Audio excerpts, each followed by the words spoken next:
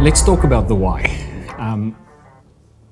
How do you get that? How do you, and obviously a lot of the viewers or listeners, they might be in a job, they might have their own business, they might struggle, they might be going really well. And now I've never thought about having a why. I've just been working to get money. Yeah.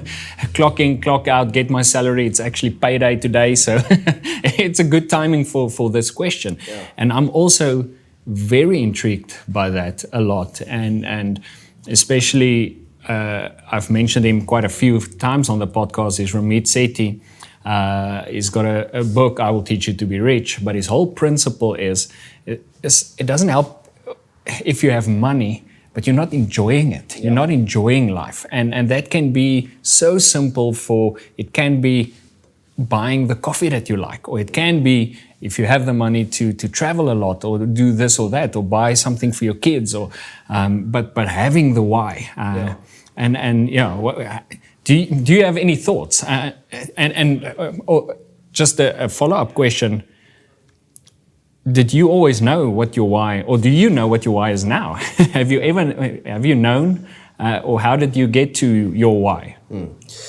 So it's a great question, and I think a lot of people are struggling with that.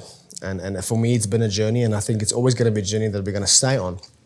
And I think the one thing that I've had to realize the hard way is that money is always the wrong why. If you are only doing what you're doing to get rich, that's gonna leave you empty, and we see that all around. We see people who are super successful, they've got more money than they can spend in 3 lifetimes, but they're still not happy. There's still a void, and I think it's important to ask us what is the why, and how do I fill the void that I have? And money can't fill that, and that's where you need to ask yourself. So why am I here? What am I passionate about?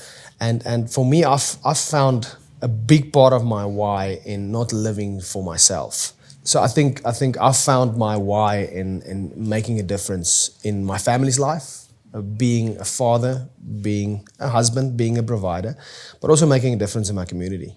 And I think once I found that, I knew that this is the why, and this motivates me. This pushes me to do what I'm doing, whether it's standing up early or working hard or reaching out to people. That why makes sense. Financial why is never the reason. It might fill you for a season, but there's gonna be a moment where, okay, I've got it all. I'm living in the area where I wanted to live. I've got the car that I wanted to, and then what? And you find yourself getting to a place where you're constantly chasing more, and that void cannot be filled. There's just no way. I saw this interesting thing the other day. There's a billionaire somewhere who is willing to pay $50 million to go to outer space. And when I heard that, I'm like, I think if the why is just finances, you're always going to find something next to chase, but eventually the world is not even going to be enough. You're going to want to go to outer space, and once you've been there, what then?